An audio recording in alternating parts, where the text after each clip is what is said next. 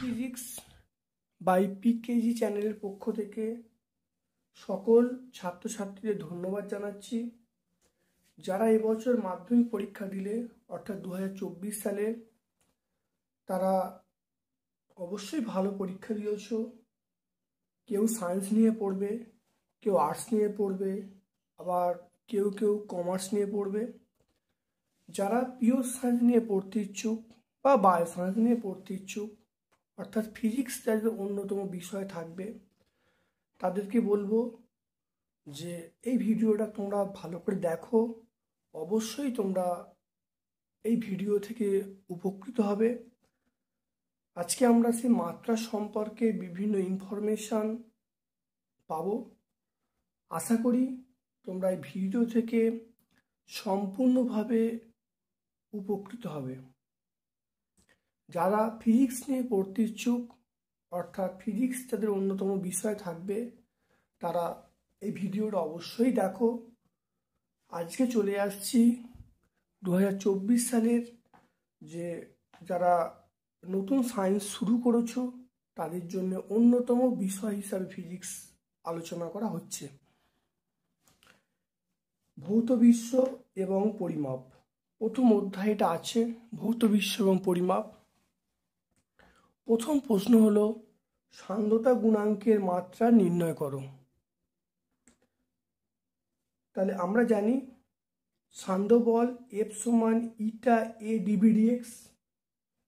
আমরা ইটা মানে সান্দ্রতাঙ্ক বা সান্দ্রতা গুণাঙ্ক, এ মানে ক্ষেত্রফল, ডিভিডিএক্স মানে বেগের নতিমাত্রা। তাহলে এই সমীকরণ থেকে আমরা ইটা বার করে নিলাম। ইটা সমান এফ বাই এ ডিভিডিএক্স। এবারে উভয় দিকে মাত্রা নেওয়া হলো। উভয় দিকে যদি মাত্রা নিই, তাহলে এরকমভাবে থার্ড ব্র্যাকেটে প্রত্যেকটা রাশিকে ইনক্লুড করতে হবে।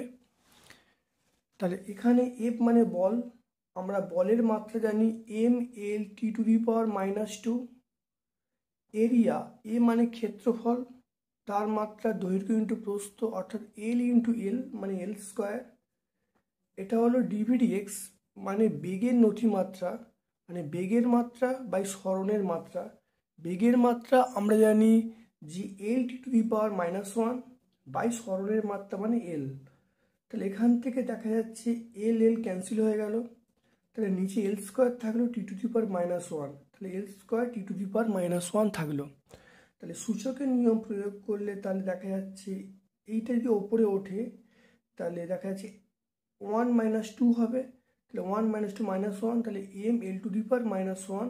ঠিক একইভাবে এটা হলো -2 + 1 মানে টি টু দি পাওয়ার -1। তাহলে এখানে দেখা যাচ্ছে সান্দ্রতা গুণাঙ্কের মাত্রা আমরা লিখতে পারবো M L to the power -1 T to the power -1। এটা হলো সান্দ্রতা গুণাঙ্কের মাত্রা।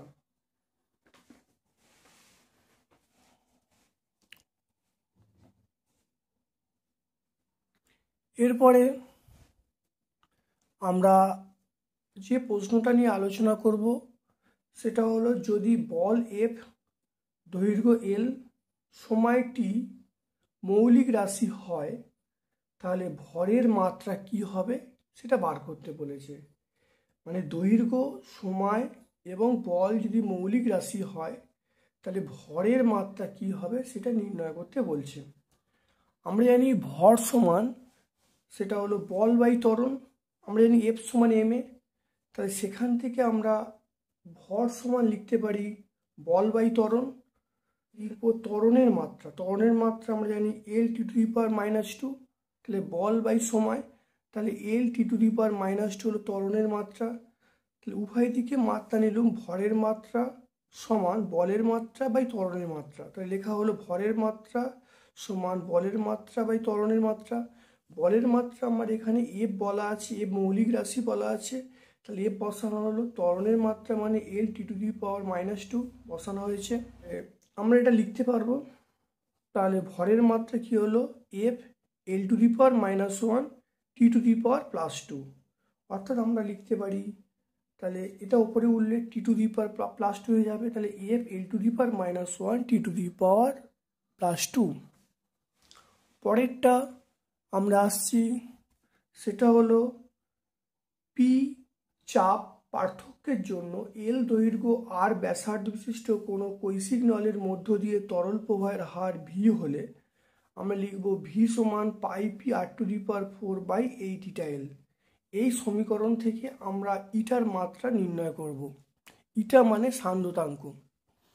দেখা যাচ্ছে আমরা লিখলাম ভি সমান পাই পি আর টু দি পাওয়ার 4/8 ইটা এল। তাহলে এই সমীকরণ থেকে আমরা ইটা বার করে নিলাম। মনে রাখতে হবে উভয় দিকে আমরা মাত্রা নিচ্ছি থার্ড ব্র্যাকেটে। এই পাই এবং 8 এগুলো মাত্রা নিলে সব এক হয়ে যায়, সেই জন্য এখানে এই পাই আর 8-এর কোনো অস্তিত্ব নেই।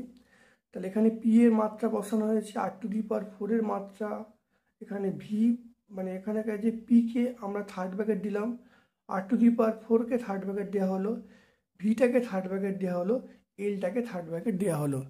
তাহলে আমরা জানি যে চাপের মাত্রা জানি, সেটা হলো M L to the power -1 T to the power -2 আর টু দি পাওয়ার 4, আর টু দি পাওয়ার 4 মানে এল টু দি পাওয়ার 4 লিখতে পারি। এখানে ভি মানে আয়তন, মানে প্রতি একক সময় আয়তন, তাহলে প্রতি একক সময় আয়তন হলো L cube T to the power -1। L cube T to the power -1 বলতে পারি, কারণ প্রতি একক সময় এল কিউব বাই টি হবে। এল কিউব বাই টি মানে আমরা লিখব এল cube T to the power -1। আর এল মানে দৈর্ঘ্য, তাই দৈর্ঘ্যের মাত্রা আমরা এল লিখব।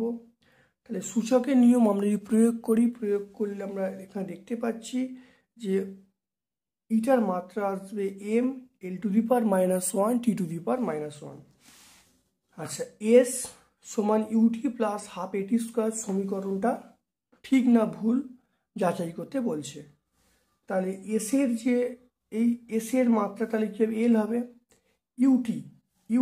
ইউটির মাত্রা আমরা লিখতে পারবো, সেটা হলো ইউ এর মাত্রা টি এর মাত্রা, ইউ এর মাত্রা মানে বেগ, তাহলে এল টি টু দি পাওয়ার -1, আর টি এর মাত্রা টি বসানো, তাহলে এল চলে এলো।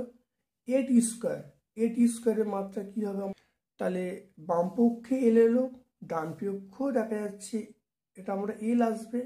তাহলে বাম পক্ষ ও ডান পক্ষ উভয় ক্ষেত্রে মাত্রা আমরা এল বলতে পারি। তাহলে অর্থাৎ মাত্রীয় বিশ্লেষণের সাহায্যে বলা যায় সমীকরণটা সঠিক। মনে রাখতে হবে ডান দিক এবং বাঁ দিকের মান যদি সমান আসে, তাহলে আমরা মাত্রিক বিশ্লেষণের সাহায্যে বলতে পারি যে এই সমীকরণটা সঠিক। পরেরটা, টি সময়ে কোনো বস্তুর সরণ এক্স সমান এটি প্লাস বিটি স্কোয়ার। এখানে এক্স মানে সরণ, টি মানে সময় বলছে, আর এখান থেকে আমরা এ বি এর মাত্রা নির্ণয় করতে বলছে। তাহলে আমরা এর মাত্রা বলতে গেলে আমরা কি বলবো, এর মাত্রা হল এক্স এর মাত্রা মানে সরণের মাত্রা বাই সময়ের মাত্রা। তাহলে এটা হলো এর মাত্রা, আমরা কি বলবো, সরণের মাত্রা, এখানে সরণের মাত্রা সময়ের মাত্রা বলবো, তাহলে এল বাই টি বলবো, তাহলে এল টি টু দি পাওয়ার -1 বলবো। ঠিক একইভাবে আমরা এখানে বি যদি বার করি, তাহলে এইটা বার করতে গেলে তাহলে সরণের মাত্রা বাই সময়ের মাত্রা স্কোয়ার লেখা হলো, তাহলে সেটা হলো সরণের মাত্রা আমরা এল বলবো আর সময়ের মাত্রা এল স্কোয়ার, তাহলে এল টি টু দি পাওয়ার -2 হলো। এটা কার মাত্রা, বি এর মাত্রা। তাহলে এর মাত্রা হলো এল T to the power -1 R B এর মাত্রা হলো এল টি টু দি পাওয়ার -2।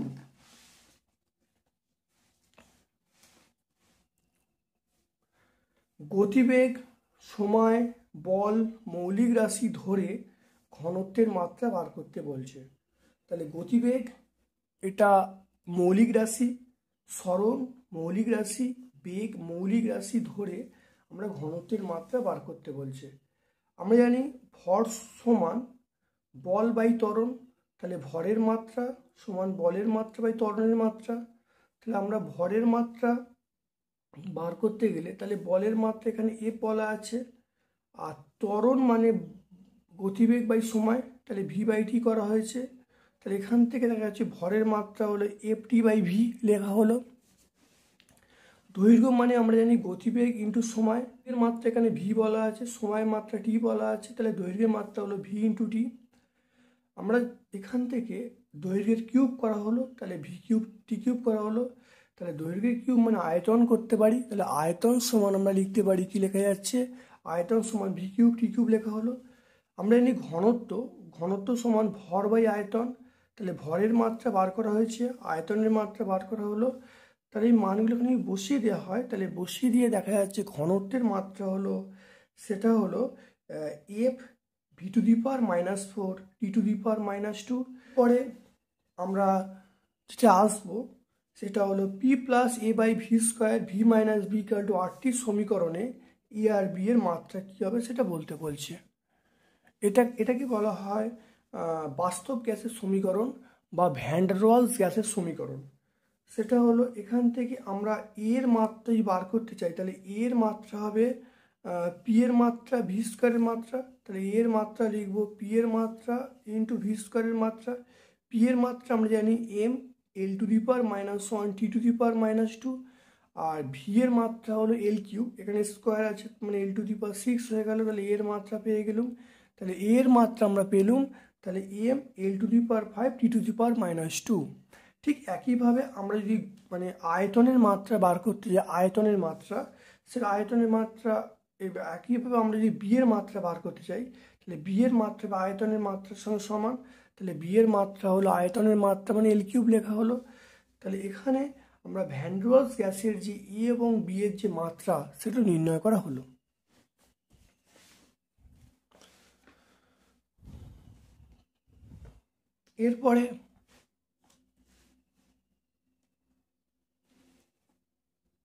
এরপরে আমরা কিছু এররের অঙ্ক করব বা বিচ্যুতির কিছু অঙ্ক করব।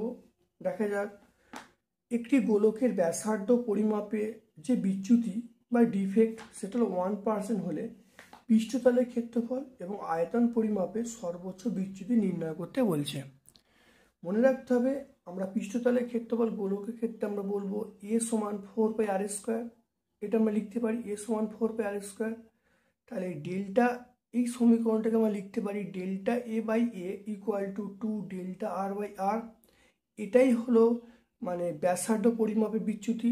তাহলে এটাই এক বলা আছে, তাহলে এক বসিয়ে দেওয়া হলো। তাহলে আমরা যে পৃষ্ঠতলের ক্ষেত্রফল পরিমাপের বিচ্যুতি কত হবে, 2 × 1 মানে 2, অর্থাৎ পৃষ্ঠতলের ক্ষেত্র পরিমাপের বিচ্যুতি হলো 2% হয়ে যাবে। একইভাবে আমরা গোলকের আয়তন, এখানে কি হবে, আমরা ভি সমান 4/3 বলা আছে, এখানে ক্যাপিটাল আর ধরা হয়েছে ব্যাসার্ধটা। তাহলে এখানে দেখা যাচ্ছে যে ডেল্টা ভি বাই ভি সমান 3 × ডেল্টা আর বাই আর।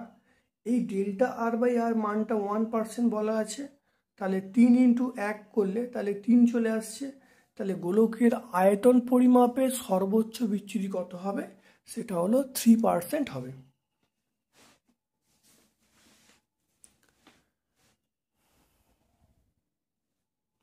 আচ্ছা, একটি বস্তুর ভর এবং গতিবেগ পরিমাপের বিচ্যুতি সেটা 2% 1% হলে গতিশক্তি পরিমাপের সর্বোচ্চ বিচ্যুতি কত হবে। তাহলে ই সমান আমরা কি জানি, ½ mv²। তাহলে ই মানে এখানে হলো বস্তুর গতিশক্তির মান, এম মানে বস্তুর ভর, ভি মানে বস্তুটার বেগ। তাহলে ডেল্টা ই বাই ই এটা করলে আমরা লিখবো delta M by M plus 2 × delta V by V, এটা লিখতে পারি। তাহলে এই ডেল্টা এম বাই এম এই মানটা কত বলা আছে, এই মানটা 2 বলা আছে। আর ডেল্টা ভি বাই ভি এটা কত বলা আছে, 1 বলা আছে। তাহলে 2 × 1 করা হলো। তাহলে এখানে দেখা যাচ্ছে যে ডেল্টা ই বাই ই এই মানটা বেরিয়ে যাচ্ছে 2 + 2 মানে 4 চলে আসছে। তাহলে কোশ্চেনটা চেয়েছে যে গতিশক্তি পরিমাপের সর্বোচ্চ বিচ্যুতি কত হবে। এটা গতিশক্তি পরিমাপের সর্বোচ্চ বিচ্যুতি আমরা লিখতে পারি কত, 4%। এরপরে আমরা এররের আরেকটা অঙ্ক করছি, সেটা হলো যে সরল দোলকের কার্যকর দৈর্ঘ্য পরিমাপের বিচ্যুতি পর্যায়কাল, এটা কত বলা আছে 1.5% এবং 2%। মানে এখানে বলা আছে দৈর্ঘ্যের জন্য বিচ্যুতি এটা বলা আছে 1.5, আর পর্যায়কালে বিচ্যুতি এটা 2% বলা আছে। আমাকে বলা আছে অভিকর্ষ ত্বরণ পরিমাপের বিচ্যুতি কত হবে। আমরা জানি যে টি সমান 2π√L/g, উভয় পক্ষে বর্গ করা হলো। তাহলে বর্গ করলে টি স্কোয়ার সমান 4π² L/g, এখান থেকে জি এর মান পেয়ে গেলাম। তাহলে জি এর মান সমান আমরা লিখতে পারি 4π² L/g, 4π² L/t। তাহলে ডেল্টা জি/জি আমরা লিখতে পারি এখান থেকে delta L/L plus 2 into delta টি/টি। তাহলে এখানে দেখা যাচ্ছে এইটা ডেল্টা L/L, তাহলে এটা হলো 1.5 এখানে বলা আছে। আর এখানে বলা আছে পর্যায়কার, কি মানে পর্যায়কার, ডেল্টা টি/টি, এটা কত বলা আছে 2 বলা আছে। তাহলে 2 ইন্টু 2, তাহলে এখান থেকে তাহলে 1.5 প্লাস 4 মানে 5.5। তাহলে অভিকর্ষ ত্বরণের বিচ্যুতি কত হবে 5.5%। এরপরে x সমান ab²/cd³ ভৌত রাশি নির্ণয়ের ক্ষেত্রে এ বি সি ডি এদের প্রত্যেকের বিচ্যুতি বলা আছে। তাহলে এক্স এর সর্বোচ্চ বিচ্যুতি কত হবে সেটা বার করতে বলেছে। আমরা এখান থেকে x সমান আমরা লিখব ab²/cd³, এটা ডেল্টা x/x লিখব সমান delta a/a plus 2 into delta b/b plus delta c/c plus 3 into delta d/d। এখান থেকে প্রত্যেকের মান অর্থাৎ delta a/a, delta b/b, delta c/c, delta d/d সব মানগুলো বসিয়ে দেওয়া হলো। তাহলে বসিয়ে দিয়ে দেখা যাচ্ছে কি হচ্ছে, এটা 14 আসছে। তাহলে এক্স পরিমাপের বিচ্যুতি বা ত্রুটি হলো কত 14%। এর পরের আরেকটা অঙ্ক আছে এররের, এটাই লাস্ট অঙ্ক। বস্তুর ভর এবং আয়তন পরিমাপের বিচ্যুতি, ভরের বলা আছে 2%, আয়তনের বলা আছে 4%। তাহলে ঘনত্ব পরিমাপের বিচ্যুতি কত হবে সেটা বার করতে বলছে। আমরা জানি ডি সমান m/v, তাহলে ডেল্টা d/d, তাহলে ডেল্টা d/d এটা পেয়ে গেলাম। তাহলে এটা হলো ডেল্টা m/m, তাহলে এখান থেকে পেয়ে গেলাম delta m/m plus delta v/v। তাহলে এখান থেকে ডেল্টা m/m এই মানটা কত বলা আছে 2 বলা আছে। আর আয়তন কত বলা আছে, এটা মানটা বলা আছে 4 বলা আছে। তাহলে 2 প্লাস 4 কত 6 হবে।